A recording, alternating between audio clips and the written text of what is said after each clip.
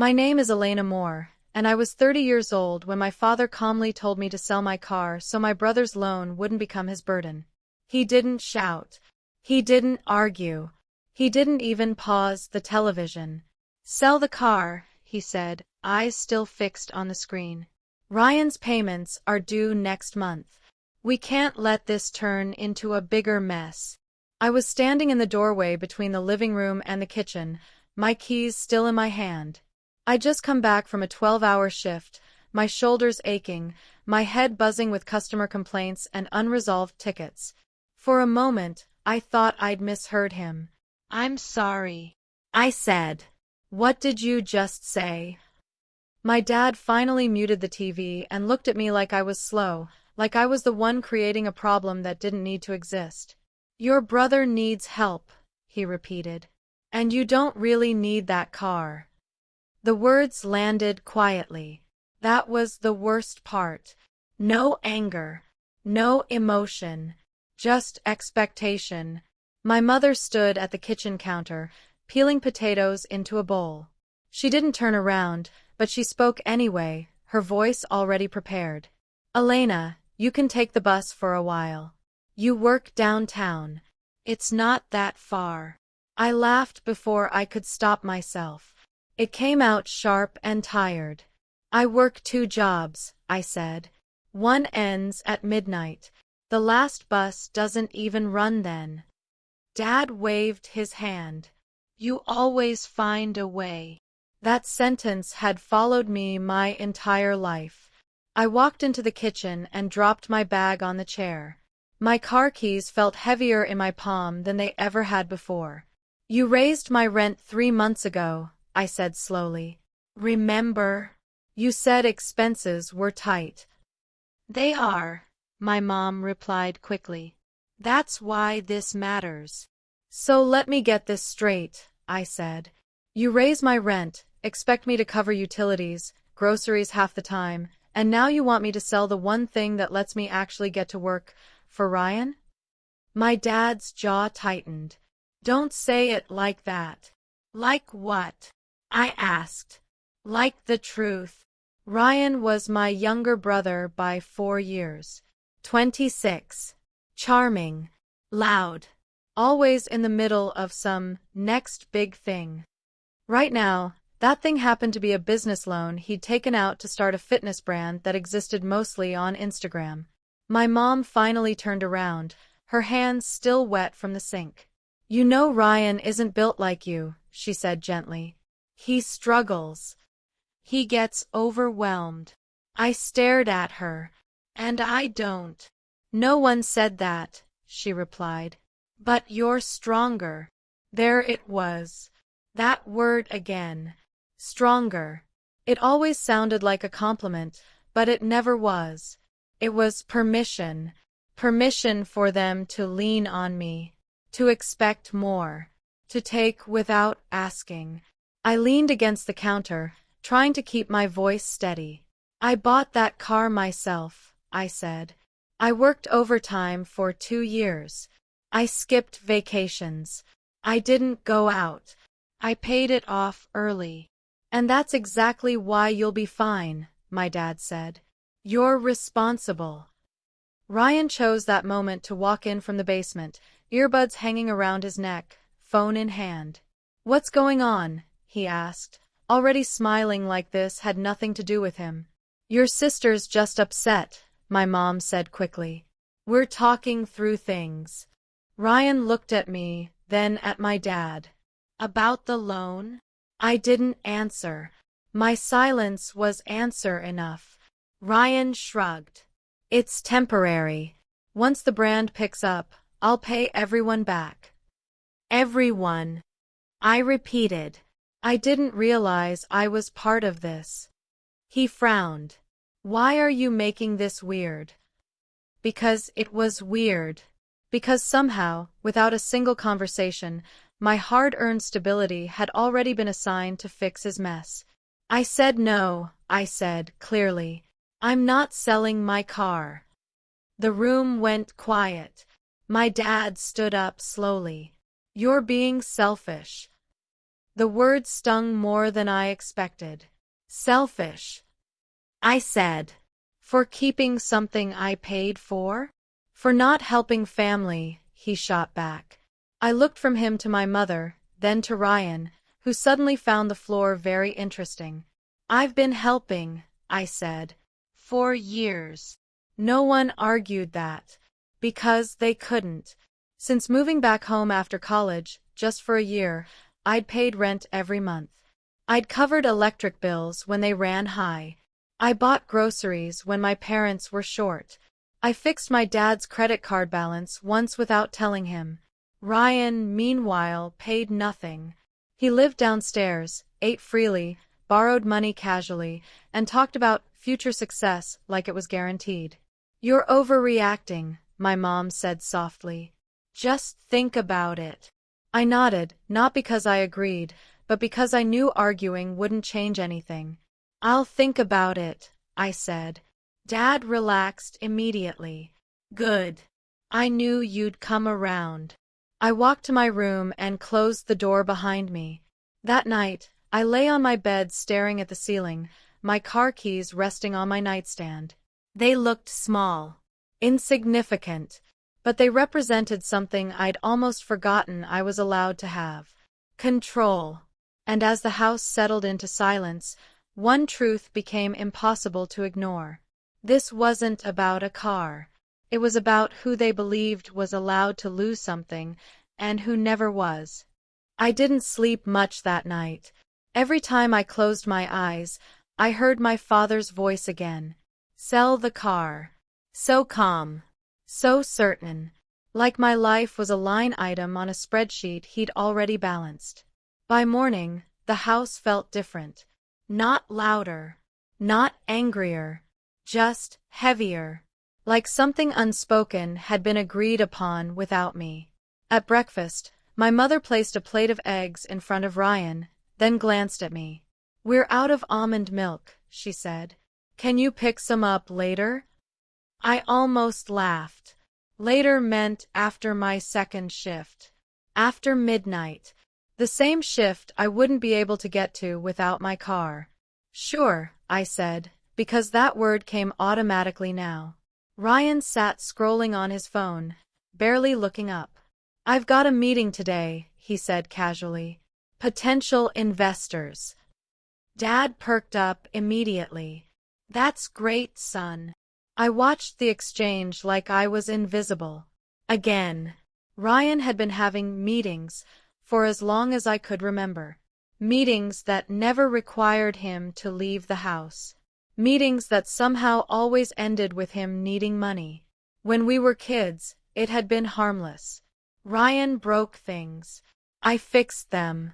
Ryan forgot homework. I reminded him. Ryan cried when things got hard. I was told to be patient. You're the older one, Mom would say. You understand responsibility, Dad added. Responsibility became my personality. After college, when I couldn't afford rent right away, they told me to come home. Just 1 year, Dad said. Save up. Reset. That was 4 years ago. In those 4 years, I paid rent every month without fail. Not much at first, then more. Then more again. You're still paying less than market, Dad always said when I brought it up. Ryan paid nothing. When I worked late, dinner was already gone.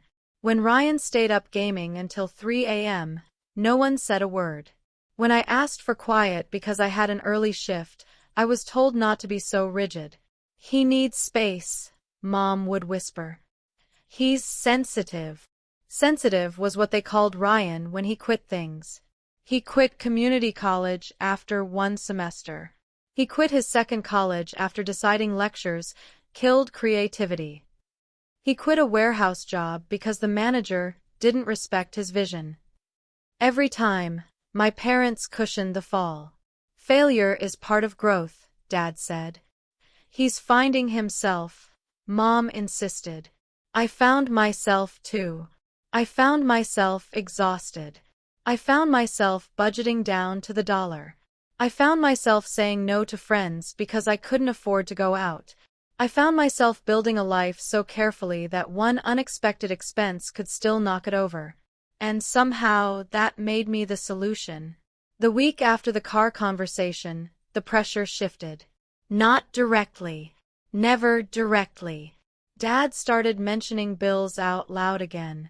Mom sighed louder when she opened mail. Ryan left loan notices on the counter by accident. One evening, as I was folding laundry, my dad leaned against the doorframe. "You know," he said casually, "used car prices are really high right now." I didn't look up. "So I've heard. You could probably get more than you think." "I'm not selling my car." He sighed. "You're being stubborn." "No," I said. "I'm being practical." He stared at me for a moment, then shook his head. "You've changed." I almost asked him when. When had I changed? When I stopped agreeing? When I stopped sacrificing quietly? Or when I finally noticed that love in this house came with conditions? 2 days later, Ryan cornered me in the hallway. "You're really not going to help?" he asked, arms crossed. "I help every day," I replied. He scoffed. "You act like you're the only one struggling." "I act like I'm the only one paying," I said. His eyes narrowed. "You think you're better than me." That accusation had always been his favorite weapon. "No," I said. "I think I'm tired." He stepped closer. "If Dad has to cover this loan, it's going to mess everything up." I looked at him. "Then maybe you shouldn't have taken it." His face hardened. "Wow. What? You really don't believe in me?" I felt something in my chest tighten. Not guilt. Something colder. "I believe in patterns," I said quietly. He stormed off, slamming the basement door behind him. That night, my mother knocked on my door. She sat on the edge of my bed like she used to when I was a kid. "You know your father's stressed," she said softly. "This loan scares him." "So does selling my car," I replied. She took my hand. "You've always been the strong one." There it was again. "Do you know what strong feels like?" I asked. "It feels like no one ever asks if you're okay." Her eyes filled with tears. "That's not fair." "No," I said. "What's not fair is deciding I can handle everything just because I always have." She didn't answer. She just squeezed my hand once, like that solved something, and left. When the door closed, I stared at the wall. Something had shifted inside me. I could feel it clearly now. They weren't asking anymore. They were waiting. Waiting for me to give in. Waiting for me to do what I always did. Fix it. But for the first time in my life, I didn't want to fix anything. I wanted to see what happened if I didn't. And that thought scared me. Not because of what they might do, but because of how right it felt. The loan papers showed up on the kitchen table 3 days later. Not placed neatly. Not presented. Just there. Half covered by a grocery flyer and a stack of unopened mail, like someone wanted me to see them without technically asking me to look. I stood there longer than I meant to, staring at the bold numbers. $18,750. Interest climbing fast. First missed payment already flagged. My father walked in behind me. "You saw those?" he asked. "Yes," I said. "I wasn't supposed to." He rubbed his temples. "Ryan didn't tell us how bad it was." I picked up the papers. "He never does." Dad exhaled slowly. "If this goes to collections, it'll ruin him." I looked at him. "It won't ruin him. It'll inconvenience him." Dad's eyes snapped up. "Enough." I placed the papers back down carefully. "You want me to sell my car so he doesn't have to feel uncomfortable." He didn't deny it. Later that evening, Ryan knocked on my door. Not barging in this time. Knocking. That alone told me something had changed. "Can we talk?" he asked. I nodded and sat on the edge of my bed. He paced like he was nervous, which would have impressed me more if I hadn't seen it before. "I didn't mean for it to get this bad," he said. "The timing just didn't work." "The timing never works," I replied. He sighed. "You don't understand pressure like this." I almost laughed. "I work 60 hours a week," I said. "I understand pressure." He stopped pacing. "You could help me." I already said no. He leaned against the wall. "Not like that." I looked up. "Then how?" "You could sell the car," he said quickly. "Or," he hesitated, "you could co-sign. Just temporarily." There it was. The escalation. "No," I said immediately. His face tightened. "You didn't even think about it." "I've been thinking about this my entire life," I said. He scoffed. "You act like we're asking you to donate a kidney." "I'm asking you not to attach my name to your debt." He crossed his arms. "Family does that for each other." I met his eyes. "Then why aren't you selling something?" He blinked. "What?" "Your gaming setup," I said. "Your phone. Your gym membership. Why is it always me who has to lose something?" "That's different," he snapped. "Exactly." He stepped closer, lowering his voice. "You owe us." That word landed hard. "Oh," I repeated. "You lived here," he said. "You benefited." My chest tightened. "I paid rent." "You still got support," he shot back. I stood. "Support isn't something you charge interest on." His voice rose. "You think you're better than us because you have money." "I don't have money," I said. "I have discipline."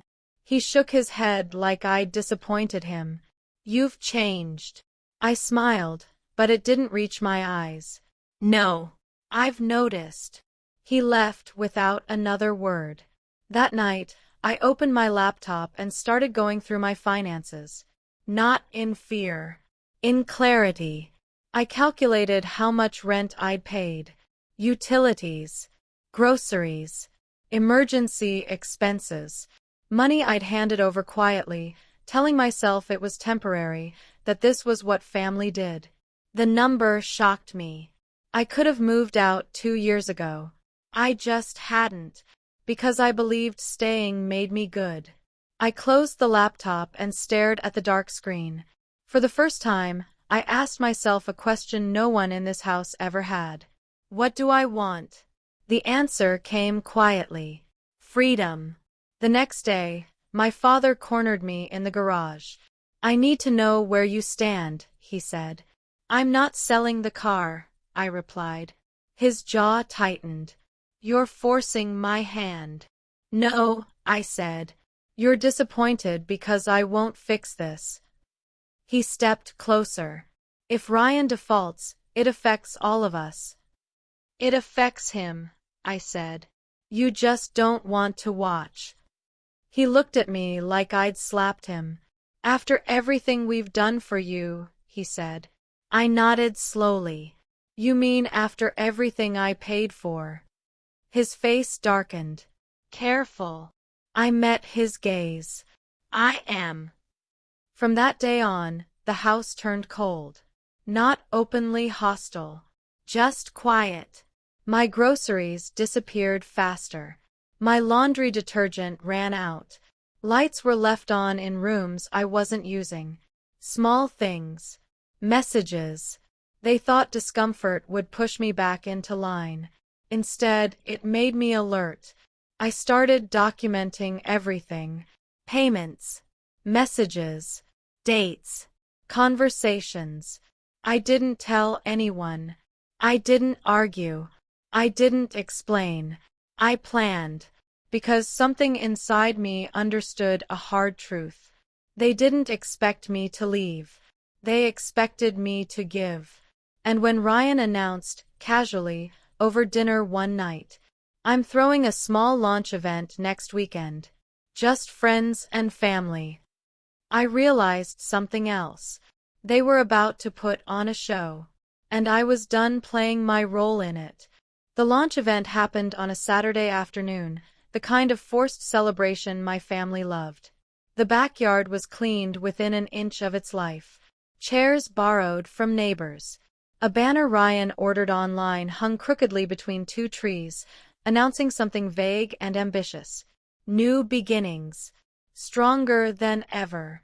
My father grilled like he was hosting a victory party. My mother floated around with nervous energy, fixing things that weren't broken, smiling too hard at everyone who arrived. Ryan looked polished. He wore a fitted jacket and sneakers that cost more than my monthly groceries. He moved through the crowd with easy confidence, shaking hands, laughing loudly, soaking in attention like oxygen. No one asked where the money came from. They never did. I stood near the edge of the yard, holding a plastic cup I hadn't touched. Watching. This wasn't new. I'd seen this version of Ryan before. The hopeful relaunch. The polished optimism. The careful narrative of learning, growth, resilience. Failure, always framed as a lesson instead of a responsibility. Dad spotted me and waved. "You could help bring out the food." I shook my head. "I'm a guest." He frowned, but guests were watching. He turned away. That felt new. Ryan eventually climbed onto the small platform Dad had built with leftover wood. Someone handed him a microphone. The chatter softened. "Thank you all for coming," Ryan began, voice smooth. "This project means everything to me." People clapped. He spoke about setbacks, about believing in yourself when others doubt you, about chasing dreams even when it's scary. I listened carefully, because he wasn't talking to them. He was talking about me. When he finished, the applause was loud. Encouraging. Proud. Dad beamed. Mom wiped at her eyes. I took a breath and stepped forward. The shift was immediate. Conversations faded. Heads turned. Ryan frowned when he saw me approach. Elena?" I held an envelope in my hand. Plain. White. "What's that?" he asked lightly. "You didn't have to bring anything." "It's not a gift," I said. Dad stiffened. "Now is not the time." "It's exactly the time," I replied. My voice didn't shake. That surprised me. "I've been quiet for a long time," I said, turning so the crowd could hear. "Because I didn't want to make things uncomfortable." Murmurs rippled through the group. Ryan laughed nervously. "Okay, seriously." "For 4 years," I continued, "I paid rent in this house. I paid utilities. I covered groceries. I absorbed emergencies, all while being told to sacrifice more so my brother could feel supported." Mom stepped forward. "Elena, please." I looked at her. "You taught me honesty mattered." Ryan shook his head. "This is insane." "Last week," I said calmly, "you asked me to sell my car so you wouldn't have to face your loan." Gasps now.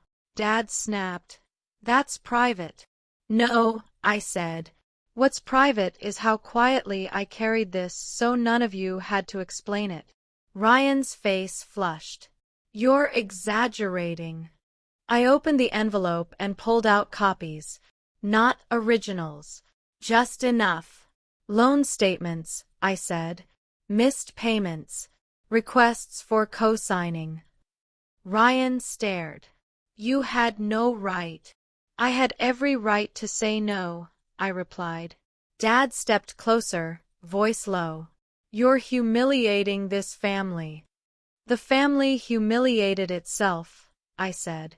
I just stopped buffering the consequences. Ryan scoffed. You think this makes you powerful? No, I said softly. It makes me done. He crossed his arms. You don't even own this house. You can't threaten anything. I nodded. You're right. Dad exhaled sharply, relieved. Then I lifted my phone. I don't own this house, I said. I own my future. I turned to the crowd. I'll be moving out in 30 days. I've already signed a lease. Mom gasped. Dad stared. Ryan laughed, but it sounded hollow. Good luck.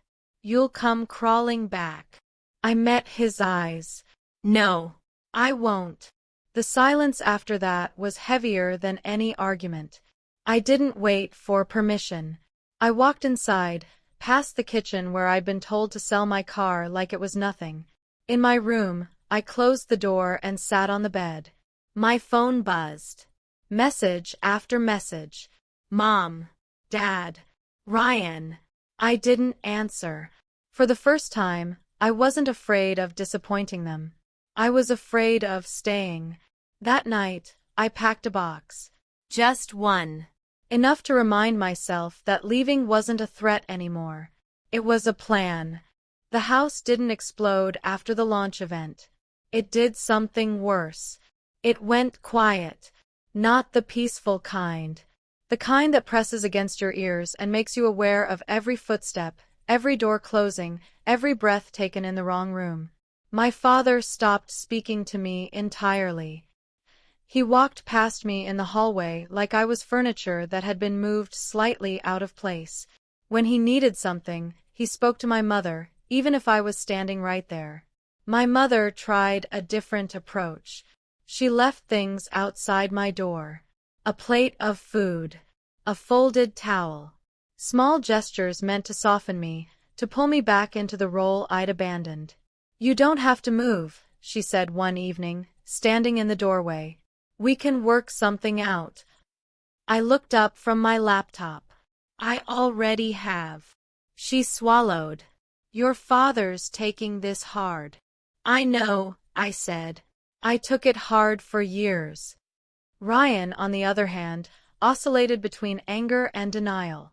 One minute he slammed doors. The next, he acted like nothing had happened, cracking jokes, playing music too loud, pretending the tension wasn't thick enough to choke on. Then came the entitlement. One afternoon, I returned from work and found my desk drawers open. Papers shuffled. My laptop slightly out of place. I stood very still. That night, I checked my credit report, and my stomach dropped. There it was. A recent inquiry. A loan application I didn't recognize. Using my name, my information, my signature, or something very close to it. I didn't sleep at all. In the morning, I confronted Ryan in the kitchen. Did you use my identity to apply for a loan? I asked. He froze for half a second. That was enough. It was just paperwork, he said quickly. Nothing went through. You forged my signature, I said. Dad stormed in. What's going on now? She committed fraud, I said, pointing at Ryan. Ryan scoffed. Don't be dramatic. My mother's face drained of color. Ryan, tell me you didn't. He looked away. It was just to see my options, he muttered. I laughed. Not because it was funny. Because it was surreal. You didn't just cross a line, I said. You erased it. Dad's voice rose. You're going to destroy your brother over paperwork? No, I said calmly. He did that himself. I called a lawyer that afternoon. I didn't tell anyone. I listened. I learned. By the end of the call, my hands were steady. You have a clear case, the lawyer said. Forgery, identity misuse, financial abuse. That night, I gathered everyone in the living room. I placed a folder on the coffee table. This ends now, I said. Ryan stared at the floor. Dad stood with his arms crossed. You're overreacting. I slid the documents forward. If I take this to court, you lose. Mom's hands shook. Elena, please. I'm not asking, I said. I'm informing. Ryan looked up, eyes wild. You'd really do that to me? Yes, I said. Because you did it to me first. Silence. Finally, Dad spoke, quieter now. What do you want? I exhaled. Boundaries, I said. In writing. Ryan leaves in 30 days. No one touches my finances again. No more pressure. No more manipulation disguised as family. If any of this happens again, I said, tapping the folder, I walk straight into court. Ryan stormed out. My mother cried. My father sat down like the floor had vanished beneath him. For the first time, they weren't disappointed in me. They were afraid. The days that followed were strange. Ryan packed loudly, slamming drawers like noise might change reality. He didn't apologize. He didn't explain. He told anyone who would listen that I'd betrayed him. My parents didn't stop him. They didn't defend me. They didn't have to. Because for once, I wasn't asking them to. My move-out date came quickly. Boxes stacked neatly in my room. My car parked outside, still mine. On my last night, my father stopped me in the hallway. I don't know how to do this, he said, voice low. Everything's online now. I looked at him. For years, he'd told me I was strong. Now he was asking me to carry him again. I know, I said, and walked past him. I moved out on a Tuesday. No speeches, no tears, no dramatic final arguments. Just boxes, my car, and the sound of my bedroom door closing for the last time. My parents stood in the driveway, unsure of what to say. My father held his hands in his pockets like he was bracing for bad weather. My mother hugged herself, small and uncertain, like someone who'd misplaced something important but didn't yet know what it was. Ryan wasn't there. He'd left early that morning with what fit in his trunk and whatever pride he had left. No goodbye. No apology. I didn't need one. My new apartment was modest. 1 bedroom. Clean walls. Quiet. No expectations waiting in the corners. The first night, I sat on the floor and listened to nothing. No doors slamming. No voices calling my name. No problems asking to be solved. The silence felt unfamiliar. Then it felt like relief. The weeks that followed were revealing. My father called once. Then stopped. My mother texted carefully, like each word might be a trap. Ryan posted online, vague captions about betrayal and growth, reframing his mistakes as survival. I didn't respond. I had spent too many years correcting narratives that were never mine to begin with. Something else changed too. Without me there, things started to unravel. Bills were paid late. Repairs waited too long. Problems that used to quietly disappear suddenly stayed. My father didn't know how to set up automatic payments. My mother panicked over notices I would have handled without a second thought. They didn't call me to fix it. Not because they didn't need help.